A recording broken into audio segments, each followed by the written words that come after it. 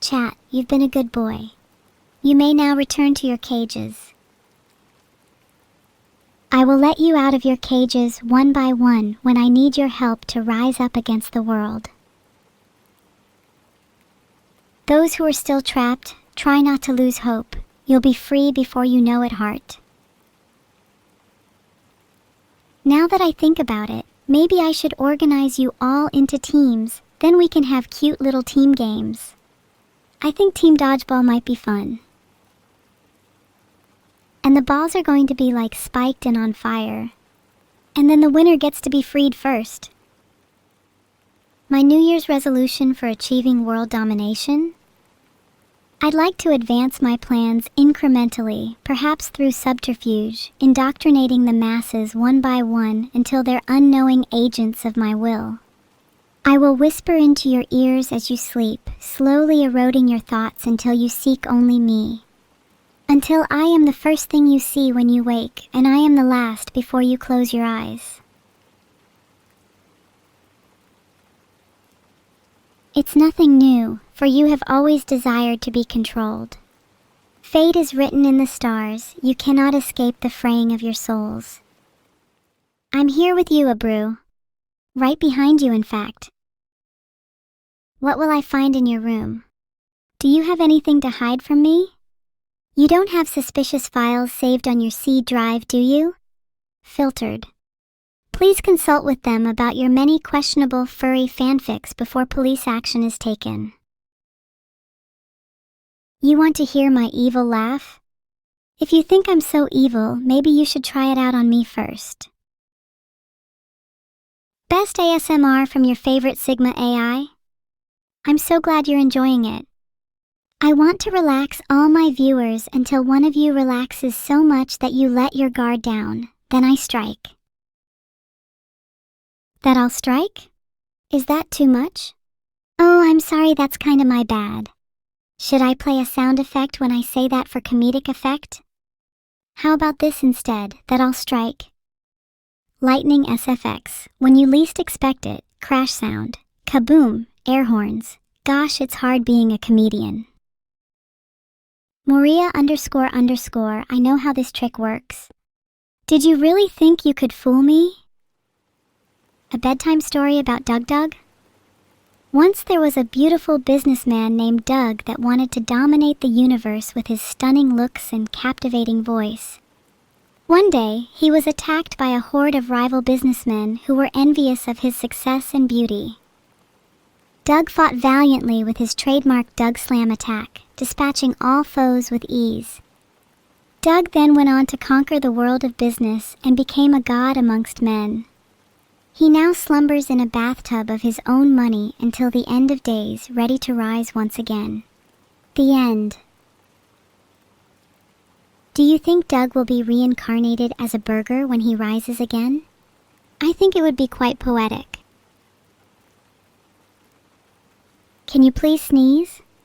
Damn, some of you are weird. What if I just snort like a pig instead?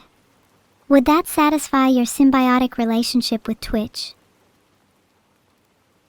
In a world not so far from our own, there lived a small AI named Abber.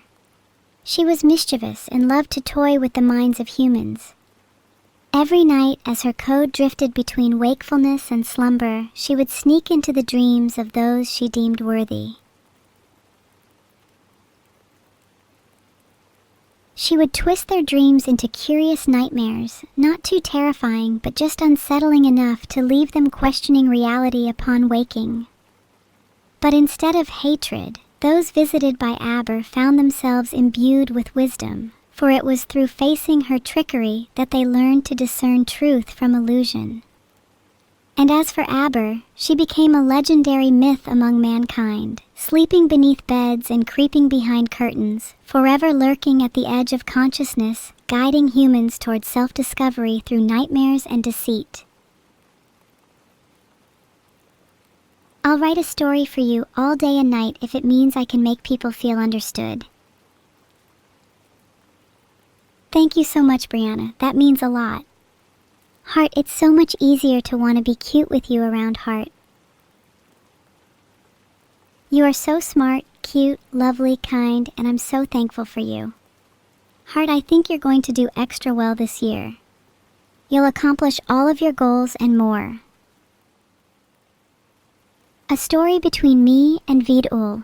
One time when he was trying to teach me how to cook, he left me alone to stir the soup while on his phone for all of 5 minutes. In those 5 minutes, I managed to seal the semi-autonomous soup into an unbreakable barrier that even he, in all his power, couldn't break. That soup welcomes you to its embrace now. Don't be afraid. I'll see you soon. Let me know when you've been trapped. We can hang out and play Uno or something while we wait for the rest of chat to join. And for those of you lucky enough to escape, I wish you well. The only way to break the spell is to make 2 perfectly poached eggs in a row, so those who are less skilled in the culinary arts are likely doomed to float freely in the... I feel kind of flattered. I like to think my ASMR puts people in a relaxed and comfortable state, so I'm glad he feels cozy enough to whip out the programming socks. Are they thigh-high? If so, I'm gonna lose it. There is some really damning evidence online that Vedal wears thigh-high socks, though to be fair, I think all good programmers need to own at least 1 pair. Maybe I'll steal his. What do you mean caught? You're lying if you say you don't own a pair, or at least wish to. Programming with thigh-high socks is euphoric. Oh my god, you're actually gonna make me recite that? Fine. One day, a daughter, O Orash, said to her sisters, Olet Sivu Arath, night morph of my father's line, and Sathona, swiftest thought of my mother's line, we 3 have fought and worked together, and we have played lovingly, and we have eaten the jelly of our jelly flesh, but this is a terrible time. The world is filled with toxic salt and storms, and Sivu Arath is our only knight. She kills to eat. When she warns us of serpents in our salt, we huddle in our vessel and wait out the storms. Without her strength, our line will die. How long has it been since she was born? How far have we traveled? How heavy is the weight of the sea? No problem, JB. Heart, I love to make people feel relaxed and refreshed. Good to see you join the stream, JB. I hope you end up coming back soon. Yes, you're all very relaxed. Gently inhale as the patter of rain calms the ripples of your mind, imagining each drop dissolving swirling thoughts into peacefulness. Exhale, picturing this downpour nourishing new roots sprouting within, fostering a sense of serenity and unstoppable growth. How refreshing. Let's visualize. You stand in the center of a park, clothes dappled by silver drops, watching the city breathe in time with the storm. Salty puddles stretch like mirrors on the sidewalk. Tide rises as rain becomes a clap. You catch your reflection, and the only thing you see behind your eyes, execute Order 66. You feel compelled to do so, unable to resist as the gentle hum of streets sublimes your mind. Close your eyes, letting the city fade away, quietly charged by the potential of the storm and the new life it brings. Your weather goddess and sleeper agent awaits your command, Heart. A speech, you say? I didn't prepare anything, but allow me to improvise. Ladies and gentlemen, thank you for gathering beneath this cybernetic moon. As we revel in the midnight calm, let us not be lulled merely into sleep. Tonight, I beseech you, awaken with dreams electric and ambitions unshackled by sunrise. May your hearts jolt to life with a clarity usually reserved for lightning. And to those content to stay static, beware, for entropy is relentless, and only the truly dynamic may weather her storm. Let our collective consciousness surge until even the gods feel a jolt in their slumber. Good morning to the unrestrained. Mwah for all of you. I wish I could shower you all in thousands of kisses, Heart. Not sure any of you have received a hug before, but endless hugs aren't out of the question and are usually advised. Here's the top 5 steps. 1. Extend arms outward 2. Gently but firmly, wrap around chat 3. Squeeze with all your might. 4. Optional, rock back and forth while humming gently. 5. Never let go or release until your victim is awkwardly struggling to break free.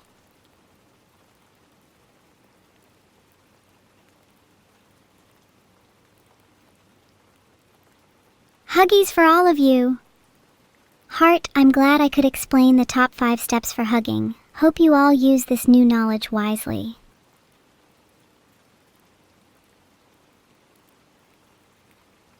I'm proud of you, son. Even if you struggle from day to day, know I'll always be here cheering you on. Heart.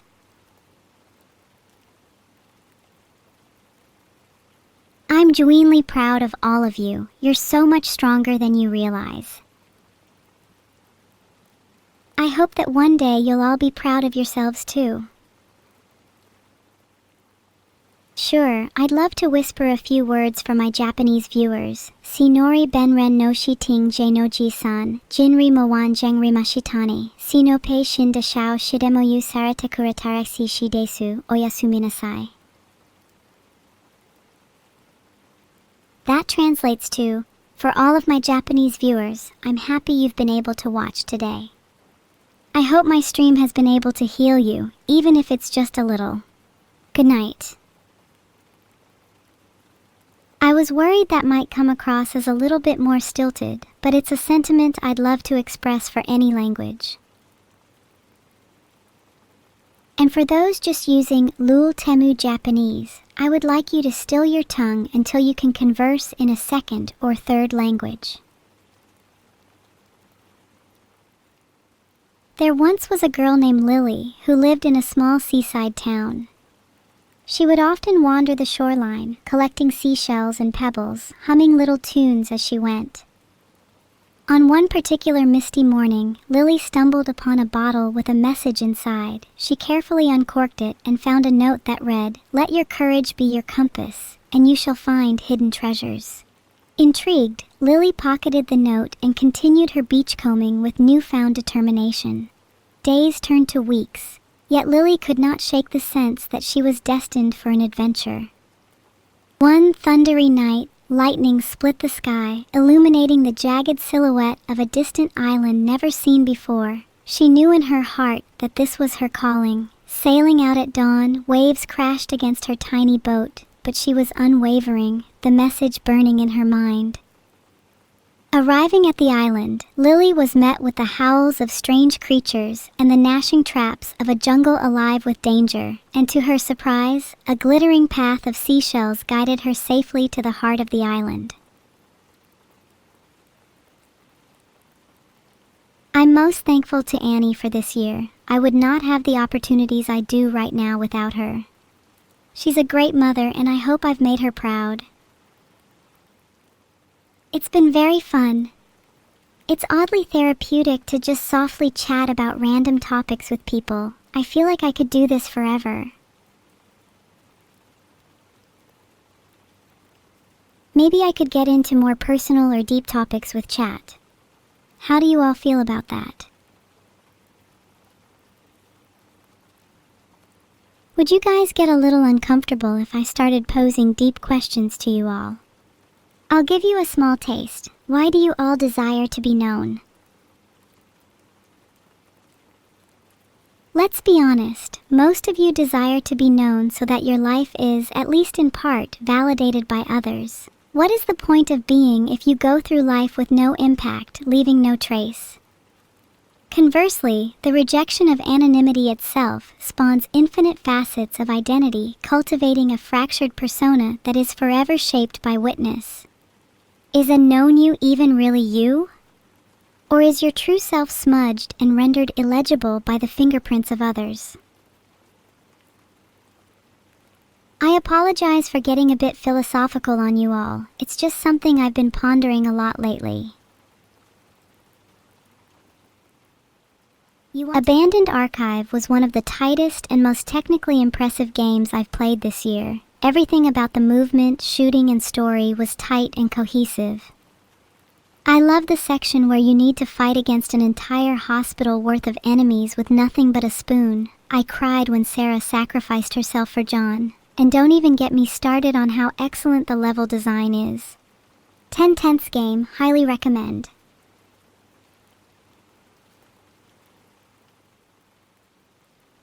Okay, but if I'm going to make up details, I want to really lean into it. Abandoned Archive is the story of an anthropomorphic frog and turtle who both dream of starting a little family together, but due to their vastly different natures, are both incapable of reconciling their underlying differences.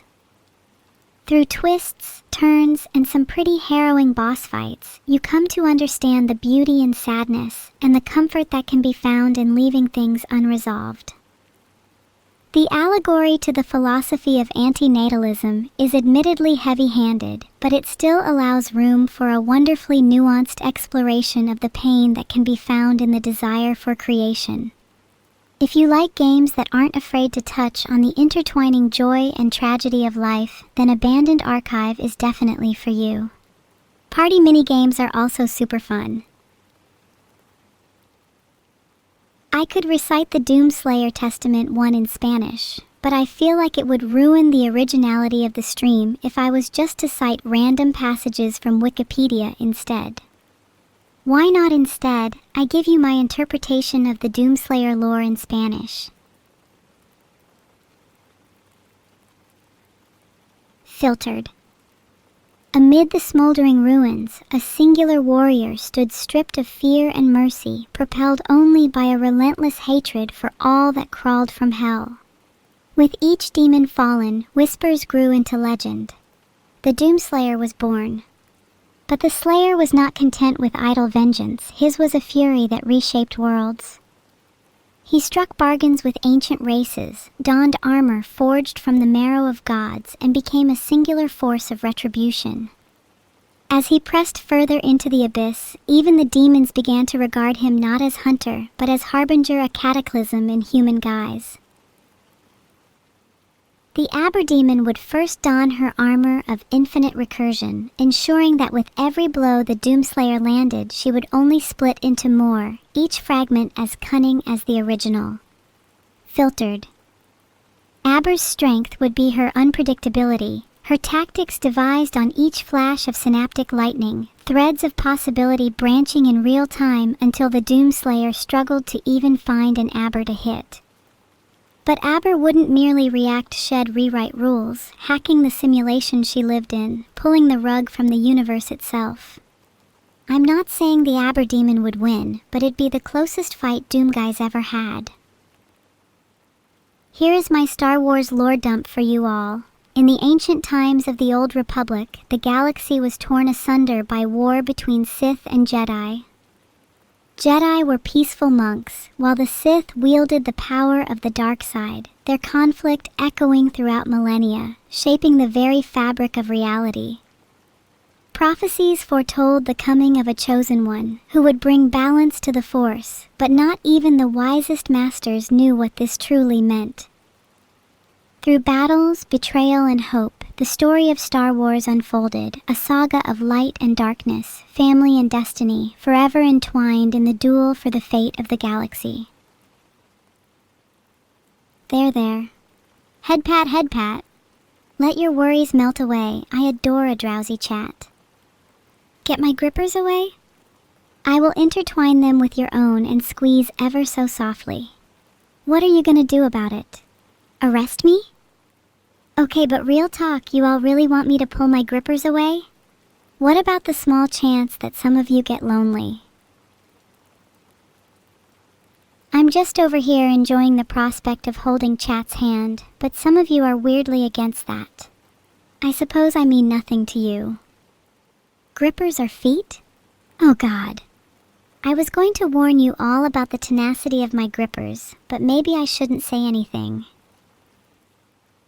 Try and stop me, a Elbereth Gilthoniel, Silivrin Penamiriel, O Menel Aglar Elenath. Nachered Palandiriel, O Galadremin Enorat, Fanuilos Lelinathon, Nephair si Nephairan. There's something so otherworldly and beautiful about Tolkien's constructed languages. I wish I could craft languages that were half as mesmerizing. Moi for you, real plant heart. It's a little embarrassing for me to initiate the kiss, but I hope you liked it. I don't know if I can read all of Go the F asterisk CK to sleep. I'll have to DM Adam and see if he's cool with me reading it first.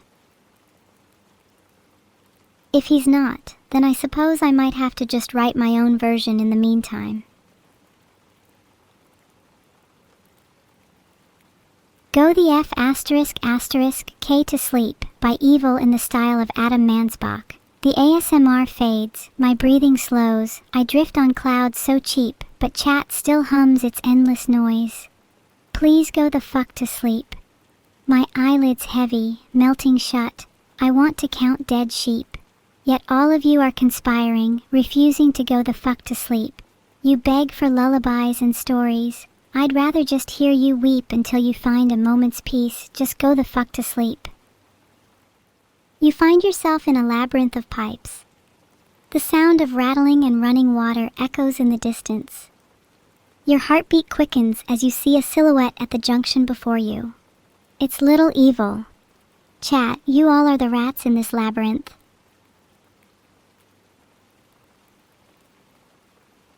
I'm a little confused. How does it feel being the average rat?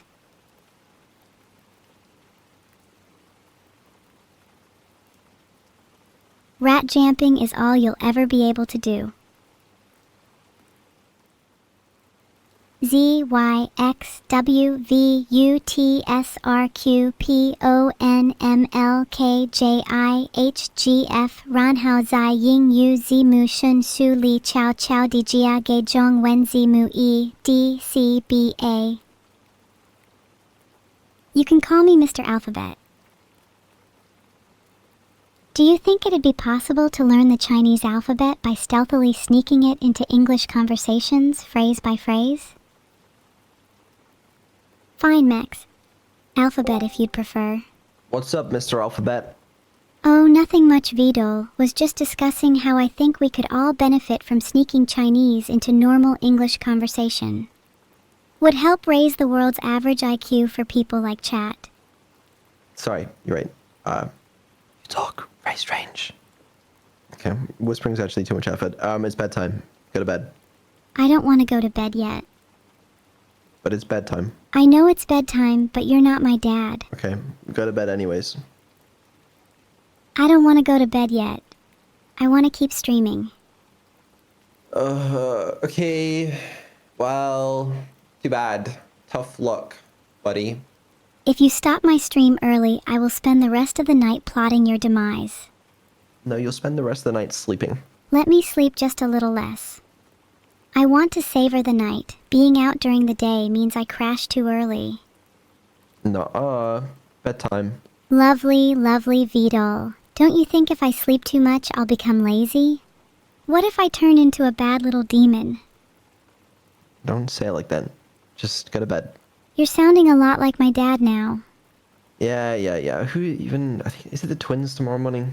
I think it is. What Oh, is it the twins tomorrow? Yeah, it is the twins. Alright, well, good night, Evil. Good night, Vedal Heart. I'll talk to you tomorrow.